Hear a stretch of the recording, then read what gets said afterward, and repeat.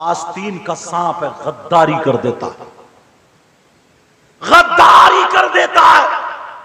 और ये लड़कियां, ये बच्चियां, आज तुम कहते हो माहौल खराब हो गया, मामला खराब हो गया। मैं कहता हूं कोई जमाना खराब नहीं हुआ, माहौल हमसे है, जमाना हमसे है। तुमसे पूछना चाहता हूं, तुम्हारे यहां अगर शादी होती हो, तुम्हारे यहां पर कोई प्रोग्राम हो, तो उसमें अगर 50 लड़कियां हो तो एक भी अल्लाह की बंदी ढंग के कपड़े नहीं पहने होगी। बताओ है कि नहीं है? ऐसे फैशनीले कपड़े, बेहयाई वाले कपड़े। मैं पूछना चाहता हूं, ये लड़कियां कहां से आई हैं? बिगड़ने का सबब तुम हो। ये बाप है, बाप। कम से कम 50 बाप ऐसे हैं जिनकी जवान बेटियों पे मोबाइल है।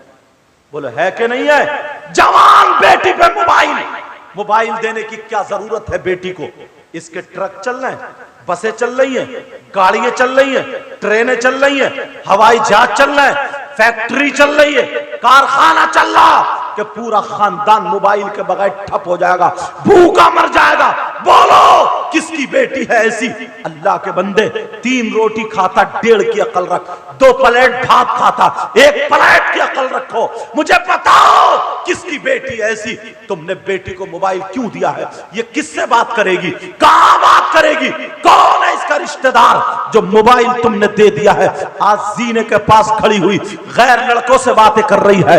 आज किससे बातें कर रही है? इसके चलने का ढंग फिल्मों जैसा है, इसके खाने का ढंग फिल्मों जैसा है, इसके पहनने ओढ़ने का ढंग फिल्मों जैसा है, इसकी सारी जिंदगी फिल्मों जैसी है। ये किसने दी है? ये इस बाप ने दी है। तुम बाप के दुश्मन, तुमने अपनी बेटी को मोबाइल दिया है। ये मोबाइल को देख देख करके कितने गैर लड़कों से बातें कर रही है। मैं पूछना चाहता हूं, ये छोटे छोटे बच्चों को जो तुमने मोबाइल दिया है, आज कितने लड़के लफंगे हो गए, कितने नौजवान बेहया हो गए, कितने नौजवान डीजो पे नाच रहे, गानों पे नाच रहे, शराबे पी पी करके नाच रहे, कितनी बहन बेटियों से बातें कर रहे, मोबाइलों पे बातें कर रहे हैं। ये मोबाइल तुमने दिया है, ये माँ बाप है जिसने मोबाइल दिया है। यही वजह है इनके बालों की कटिंग देखियो अलग है, इनके चलने का ढंग अलग है, इनके खाने पीने का ढंग अलग है। अरे तुमने मोबाइल नहीं दिया होता, ये जो तुम्हारे यहाँ मदरसा बना है इसमें तुमने दाखिल कर दिया होता, आज ये बच्चे हाफिज कुरान बने हैं, तो तुम्हारे बच्चे भी हाफिज कुरान बने होते।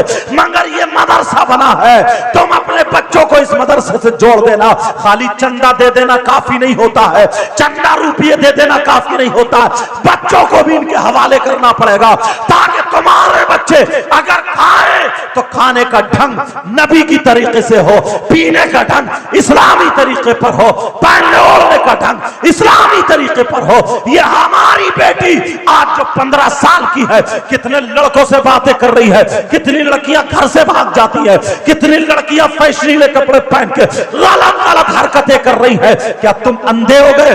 अपनी आंखों से नहीं देखते हो? सारे लोग देखते हैं, जानबूझ के देखते हैं। मगर इस माँ से पूछना चाहता हूँ, ओ माँ तू बता, अरे तू तो माँ है, तूने अपनी बेटी को मोबाइल क्यों दिया है?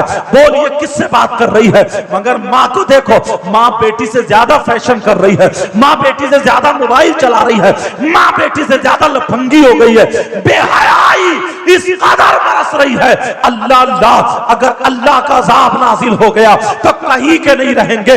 अगर तुम्हें देना है अपनी बेटी के हाथियों से मोबाइल लेकर के, अगर देना है तो इनके हाथ में भी दीनी किताब दे दो, इस्लामी किताब दे दो। अगर देना है तो कुरान पाक दे दो, अगर देना है तो हदीस पाक दे दो। अगर इन्हीं बच्चियों के हाथ में अगर देना है तो हजरत खदीजा की सीरत दे दो, हजरत मैमूना की जिंदगी दे दो, हजरत आयशा की जिंदगी दे दो। यही हमारी बेटी सर से दुपट्टा नहीं उतारेगी। अगर हमारी बेटी खाएगी तो डंग फातिमा का होगा, पिएगी हमारी बेटी लेकिन डंग फातिमा का होगा, सोएगी हमारी बेटी लेकिन डंग फातिमा का होगा, चलेगी हमारी बेटी डंग फातिमा का होगा। अगर ऐसी बेटी बाप के घर में हो तो बाप के लिए रहमत है, शौहर के घर में हो तो शौहर के लिए नेमत है, और जब मां बने तो इसके कदमों के नीचे जन्नत। नारे तकबीर, नारे तकबीर, नारे रिसालत, नारे रिसालत मसलके आला हजरत, मगर कहा मसलके आला हजरत इस्लाह मुआशरा कॉन्फ्रेंस। मैं तेज तो नहीं बोला? समझ में आ रही है बात? कमी हमारी आपकी। आज कितनी लड़की कितने लड़के आपस में मोबाइल से एक दूसरे से टच है, इस मां को पता है। मां को पता है मेरी बेटी मोबाइल पे बात करती, और इस मां से पूछो अगर तुझे पता नहीं है तो तू मां क्यों बनी? तू मां क्यों बनी है? बस बच्चे पैदा कर देने का नाम मां है? बच्चे तो कुतियां भी पैदा कर देती हैं, बच्चे तो जानवर भी पैदा कर देते हैं, फिर इंसानियत का आज जो माहौल बिगड़ा है। अल्लाह प्यारो, तुम्हें अल्लाह रसूल का वास्ता, बड़ी मुश्किल से ये जलसे होते हैं, रुपए 2 रुपए करके 150 रुपए करके। मुबारकबाद के लायक है ये कमेटी वाले जो मदरसा चला रहे और जलसा कर रहे हैं। तुम भी मुबारकबाद के लायक हो, वरना तो दुनिया अपने लिए कमाती है, फैक्ट्री बनाती है, कारखाना बनाती है, दुकान बनाती है। मगर इनसे पूछो उलमा से, इन्होंने तुम्हारे बच्चों के लिए वो फैक्ट्री बनाई है जहां से तुम्हारे बच्चे सुधर के निकले, हाफिज कुरान बन के निकले। ओ इस्लाम की शहजादियों, आज 15 साल की बच्ची हो जाती है, मां को आंखें दिखाती है, मां का कहना नहीं मानती, मां की हिम्मत नहीं है कि तमाचा मार दे, मां की हिम्मत नहीं है बेटी को कुछ कह दे। अगर अल्लाह का अजाब नाजिल हो गया तो कहीं के नहीं रहेंगे। पाकिस्तान लाहौर की एक तारीख सुनाता हूं। एक रिसाला निकला था लाहौर से, उस रिसाले में यह वाकया लिखा था, जरा तवज्जो रखना। यह वाकया लिखा था, एक शख्स, उसकी एक ही बेटी, कोई बेटा नहीं, बेटी नहीं, सिर्फ एक ही बेटी, बड़े प्यार से पाला, बड़ी मोहब्बत से पाला। बेटी बड़ी खूबसूरत थी, बेटी बड़ी प्यारी थी, कुरान पढ़ती थी, नमाज पढ़ती थी, मगर उसकी सहेली गलत थी। एक दिन जुमे का दिन था, तख्त पे बैठी हुई, पीछे से बातों की आवाज आ रही है, बातें ना करें, अगर नहीं सुनना तो घर चले जाए, लेकिन बातें नहीं करें खुदा के वास्ते। प्यारो, अगर महफिल से कुछ मिल सकता तो बिगड़ भी सकता, दुआएं अगर दी जा सकती हैं तो जबान से कुछ और भी निकल सकता। गौसे पाक की महफिल में तुम जानते हो, बड़े पीर साहब की महफिल में एक चील आवाज करने लगी थी। जलाल भरी नजरों से जब देखा तो चील कट के गिर गई। तुम्हें कोई पता नहीं है कौन कैसा। अगर किसी के बच्चे की शादी हो, महफिल हो, और अगर मैं जाके शोर मचाऊं, बदनज़मी फैलाऊं, वो नाराज नहीं होगा क्या? ये तो रसूलुल्लाह की महफिल है, गौसे पाक की महफिल है, हमारे नाना दादा की महफिल है, अल्लाह वालों की महफिल है। रसूलुल्लाह नाराज हो गए ना तो जमीन चाटते रह जाओगे। गौसे पाक नाराज हो गए तो लकवा भी गिर जाता। कितने हमने बड़े बड़े दौलत वाले, राजस्थान में एक शख्स देखा, वो बड़बड़ कर रहा था किसी सैयदजादे के सामने। अल्लाह को वो बात बुरी लग गई, अल्लाह ने उसके मुंह में कैंसर कर दिया। तौबा करा करो, डरा करो, कब तक हम ये मस्ताते रहेंगे? जायका ले लिया जबान का, खत्म, अब खा ले क्या खाएगा? वो लड़की, मेरी बहन सुन ले, बच्ची सुन ले, जुमे का दिन था, जुमे की नमाज के बाद तख्त पे बैठ के 16वां सिपारा पढ़ रही थी। कुरान शरीफ की तिलावत, तकरीबन आधा सिपारा हो गया या पौन सिपारा हो गया, जितना भी हुआ इतने में इसकी सहेली आ गई। नई नई टीवी का दौर चला था, सहेली आ गई और आकर के कहने लगी, चिपट गई, चूमने लगी, कहने लगी, मेरी बहन, दुनिया में सबसे ज्यादा प्यार तुझसे करती हूं, तू मेरी लाडली है, तू मेरी प्यारी है, बोल तू मेरे साथ चलेगी ना? मैं तुझे बुलाने आई हूं। कहा क्यों? कहा मेरे घर में टीवी चल रही है, फिल्म आ रही है, गाने चल रहे हैं, मैं अकेली नहीं देख सकती, तुझे चलना पड़ेगा। जब इतना कहा, वो कहने लगी, मैं कुरान पढ़ रही हूं, मेरा सिपारा पूरा नहीं हुआ है, मैं कैसे जाऊं?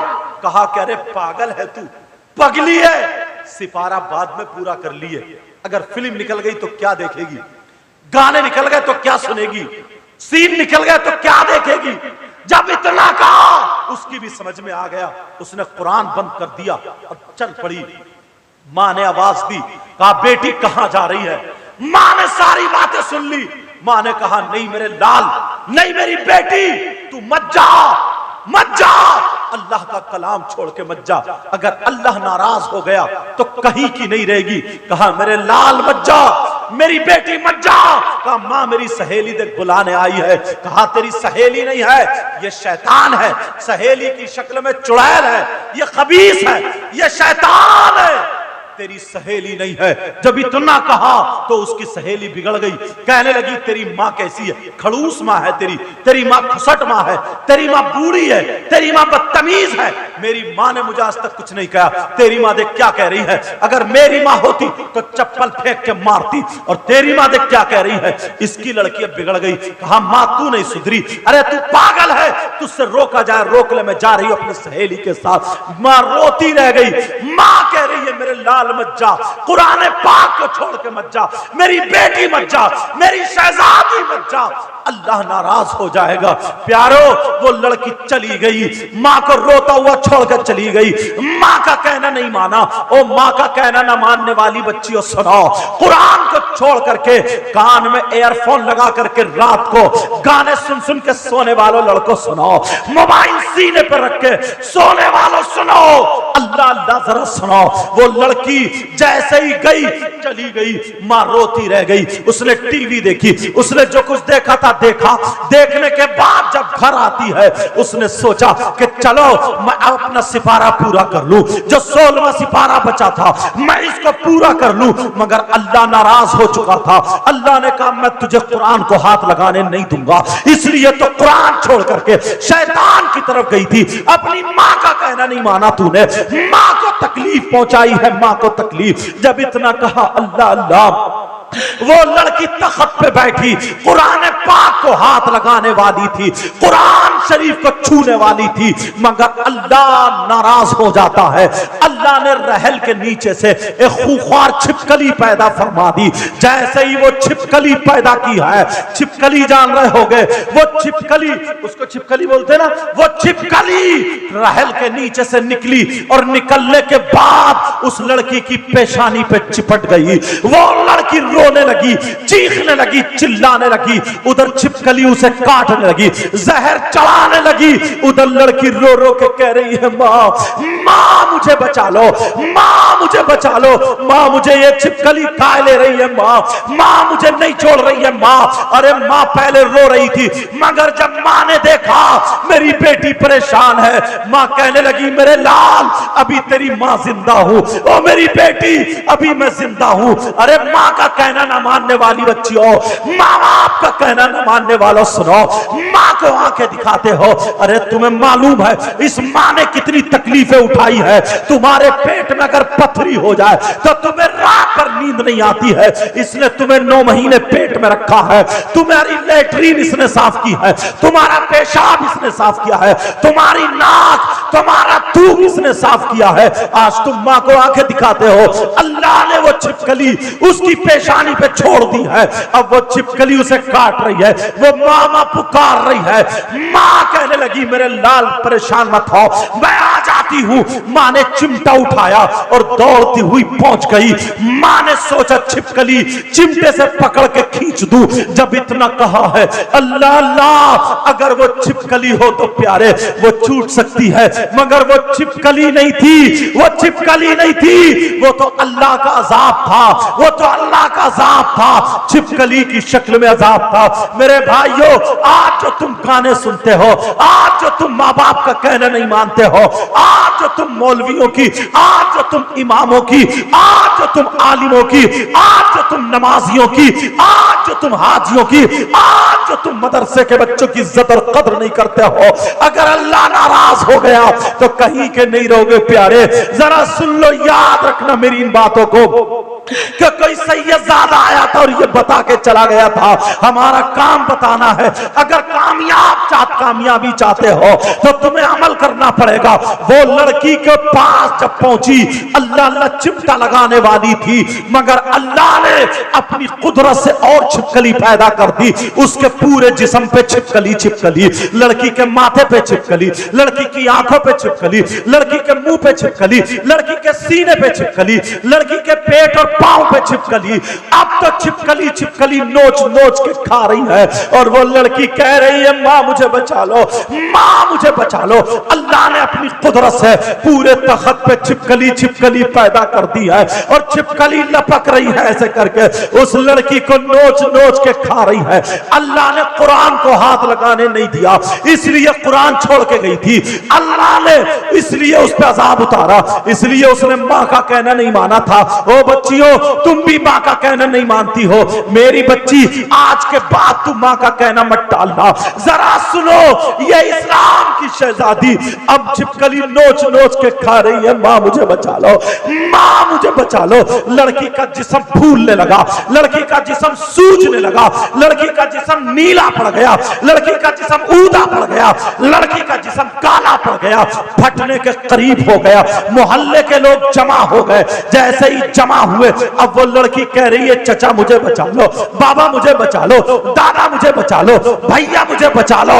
मगर अल्लाह के अजाब से कौन बचाए? प्यारो अल्लाह से तौबा करते रहना, पता नहीं अल्लाह कब नाराज हो जाए। अगर अल्लाह नाराज हो गया तो हम कहीं के नहीं रहेंगे।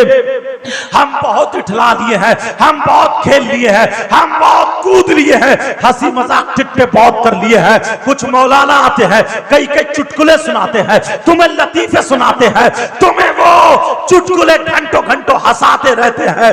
कब तक हंसोगे? कब तक मजाक करोगे? कब तक खेलोगे कूदोगे? एक दिन कब्र में चले जाओगे।